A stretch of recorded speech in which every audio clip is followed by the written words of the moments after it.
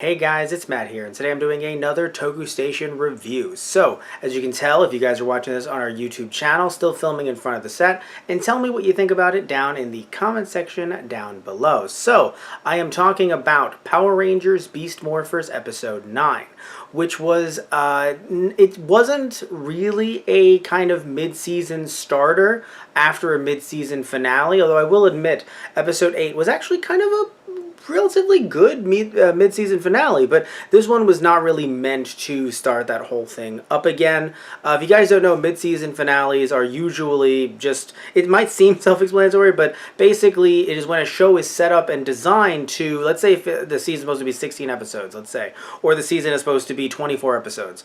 There is some midway point, be it 8 episodes in, or be it 12 episodes in, or 13 episodes in, where they will have some kind of big reveal or some big, it's just some big feel to it, or maybe a setup to a big fight, and then they'll take a 6-month break. This was, in my opinion, not really done that way because I don't think this episode is meant to be a kind of a big starter to the mid-season-ness of it, for lack of any kind of better term. But what I will say, though, is I'm happy that the other Rangers kind of took a back seat, because it would have been kind of odd if we just looked at Nate and Steel and immediately thought, yeah, they're part of the team, don't worry about it, let's not even talk about them. No, this is kind of a big deal, especially building off what just happened last episode with Evox trying to get back into the human world, or get back into it in general, or get into it in general. So this made sense to me. What I enjoy, and I've said this before, but I'll say it again, I love how much Roxy and Blaze are basically dorks. I mean, they're bad guys, sure, but really they're just bad versions of themselves. So yeah, they're gonna try to commit a murder or two, you know, it happens, but they're not, who amongst us, everyone, it should be everyone. If you raised your hand as a no, don't do that. Don't do that. Also, something to note as well, I really enjoyed Steel's humor. I'm sure it's hit or miss for some people, but this this idea of like, oh no, I understand that I'm really cool, but also not realizing certain puns that he makes and things like that. I don't know, it's very, part of him, it's just very human, and the other part is very, calculating, cold, and I think I really do enjoy it. Also, I loved how that came into play later on in the episode, where Evox cannot become a part of him because of his human DNA, truly proving that he is human. What I found odd, though, about that final scene, I understand that there needs to be some kind of confirmation from the general and kind of having them come to that conclusion, but the fact that they just kind of let them being Blaze and Roxy, take Steel away. Look, I'm not saying we do any kind of double crossing here. It is kind of funny that Power Rangers came to a Mexican standoff, though. But no, I'm not saying anyone gets double crossed. Especially that wouldn't make the Power Rangers look good for some of the kids that are watching. But at the same time, the deal was done. The deal was trade for trade. Once they're traded, then it's like, okay, so let's fight out here. And if that bleeds into the factory, so be it. And then once it does, or while that's happening, I think you can have Nate and the general kind of come to that conclusion. I don't think you really need the other 3 Rangers there to go, because I don't know, it just didn't, it felt very unnecessary to me, personally.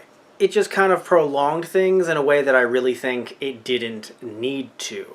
Either way, though, not only do I enjoy the humor coming from Steel and Nate and their interactions, but I do enjoy the two. I don't remember if they're twins or not, but the brother and sister duo, whose dad quite literally said that I didn't enjoy. I was like, oh, don't do that, man. The line where he was just like, oh, great, they're safe, or they're fine. I was like, ooh, cutting a little deep there, aren't we? The line from Steel about the paperwork. At least it'll be clean. It's like, damn it, that's... like, you could tell that the writers really had a lot of fun writing for this character. Not that they don't for anyone else, but they had a lot of fun writing for Steel. One thing that I kind of felt odd about, and maybe I mean, I guess, military operation or military type operation, I guess it just does make sense to just kind of turn off or, I don't want to say put him to sleep. Dear God, that's a dark term. But kind of switch off Steel. But man, that happens so quickly, and it's kind of like, no, but you do need 5 Rangers, though. I mean, I'm not saying that the 3 weren't cutting it, don't get me wrong, but it's just always good to have more people on your side. Yes, one of them is a robot, half robot, but still on his I don't know if his mother is his father's side, but he's half robot. I get it. Just a weird kind of look. There has to be some kind of drama and conflict, sure, but it kind of felt odd coming from the general, coming from the dad, only because not that he I don't know, he never came off as this kind of stern, hard ass kind of character. Funnily enough, I would have rather Ravi's mom kind of do that. I think that would have been very strong of her and seem, because I don't know, something about the dad.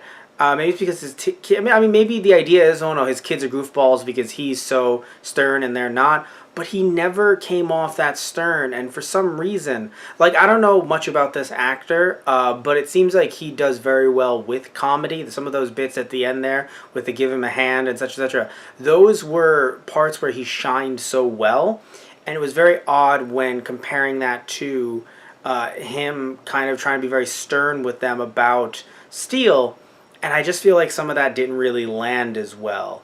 So I don't know. I mean, I hope we see more fun from him in the future because I think that's really where he shines. Also, we had another mech fight that really not much happened, I feel. I mean, there were obviously inventive ways to use the mechs to help everybody out, but when I say it didn't go anywhere, and of course they're using Go Busters footage, so what can you do?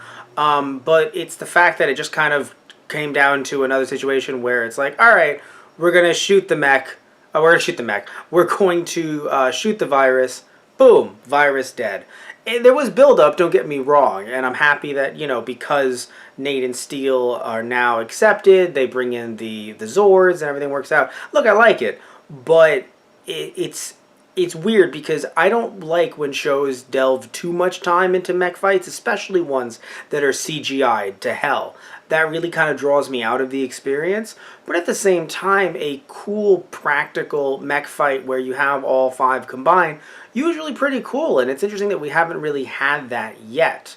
I am wondering where the series is going to go. No spoilers. I know that it's been aired overseas. Please no spoilers. But still, I wonder, with the footage they have available and also them even filming new footage, where they're going to, go with some of this. Also, a little confused about Evox. Reason why is because I understand that, we look at Roxy and Blaze and we're like, oh, you two, you scamps. Oh, you're trying to be all, evil and you're really Team Rocket. Oh, you. But you look at Scrozzle and Evox, and it's supposed to be like these, especially Scrozzle, like, oh, I know what I'm doing and all this stuff. So the fact that they didn't take into account the idea that Steel is half human. Now, did I take that into account? No, but I'm also not trying to dominate the world as of this time. If you donate to our Patreon, patreon.com/TGProductions, there will be a tier. You can help us with our plans on world domination. But as of right now, I am simply a humble YouTuber. But still, I don't know. I feel like they should have picked up on that. And some people might say, Matt, you're watching Power Rangers. But I don't know. I feel like, there's certain things I understand. You have to have a suspension of disbelief. But it's when the evil bad guys or supercomputers and all this intelligence is involved and stuff like that, and they're smarter than us, they're faster than us, etc., etc., etc.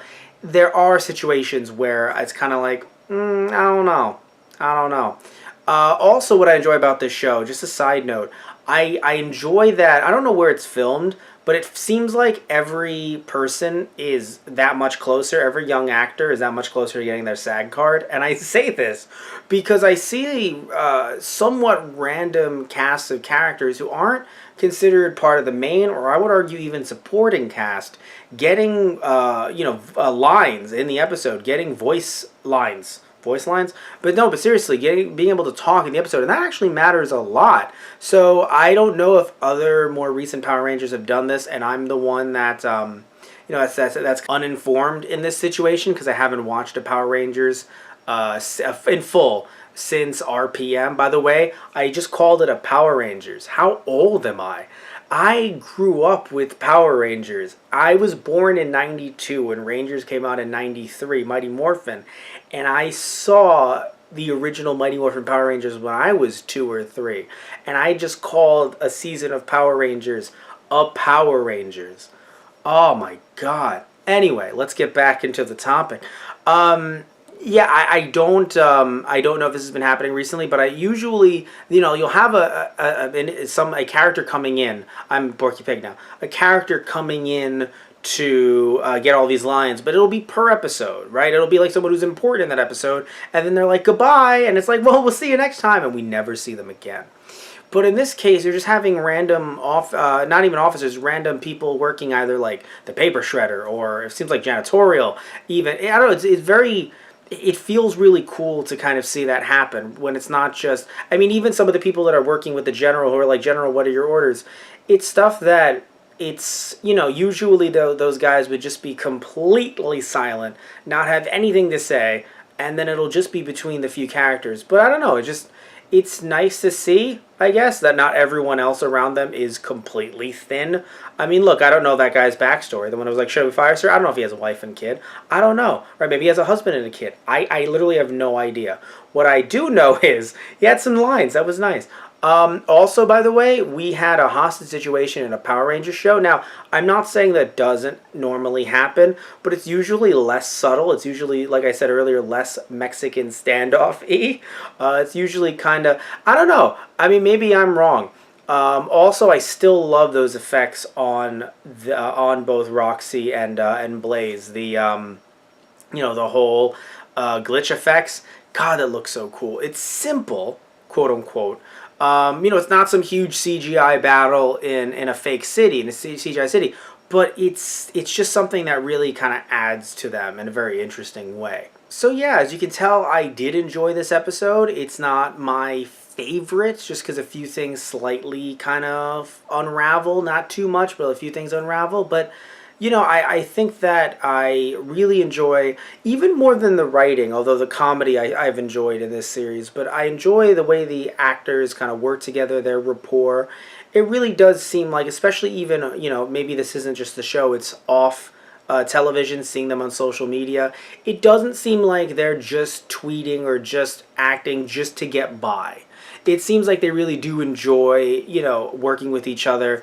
And I definitely feel like that bleeds into the show itself, and bleeds in a good way. I don't know if bleeds is a negative connotation, but you can definitely see it in the show itself. So I'm not going to rate this episode. I haven't rated the other ones because if I did, then all of a sudden I would have to cross-reference all these other episodes. It's just too much. It's too messy. But I will say that I definitely enjoyed it. Not so much as an opener to a mid-season finale, if it was meant to be that, but just as another standard episode, I really do enjoy it. And frankly, I enjoy when series don't go that huge, big mid-season finale and season opener route, because look, I understand the seasons themselves are going to have those big cliffhangers. I get it. That's just how television works. But to have so many of them, especially in mid-seasons, and then some shows end up abandoning them. Hello, Doctor Who. And it just creates this weird situation where you're marathoning a show after the fact. You're going to look back and going, hey, is this how I remember it? Let me check this out. Let me show it to friends, etc., etc. And so you do all that, and you're like, wow, what's going to happen next time? I'll just click the button and find out on the streaming service. Or I'll just push play on the DVD player. We'll find out what's going to happen next time now. So I'm happy that the show isn't doing that, and hopefully it does that when the show wraps up with episode 20. Again, no spoilers. No spoilers, please. No spoilers. But I do want to hear, though, if you're watching this through our YouTube channel, tell me down below what you thought about the episode. Do you agree with me? Do you disagree with me? What do you think about the characters? What do you think about this kind of whole world in general, really, that we see through Power Rangers Beast Morphers? So, thank you all so much for watching as always. If you're listening in, thank you for that too. Please remember to like and subscribe if you liked the video, and if you didn't like the video, you can still like and subscribe either way. That's cool. I won't judge you. In fact, I'll reverse judge you. I'll appreciate. No, what's the reverse judging? Acceptance? That's something I don't know too much about, but I would accept you. So, love you all. Take care. Tune in next time. So, see ya.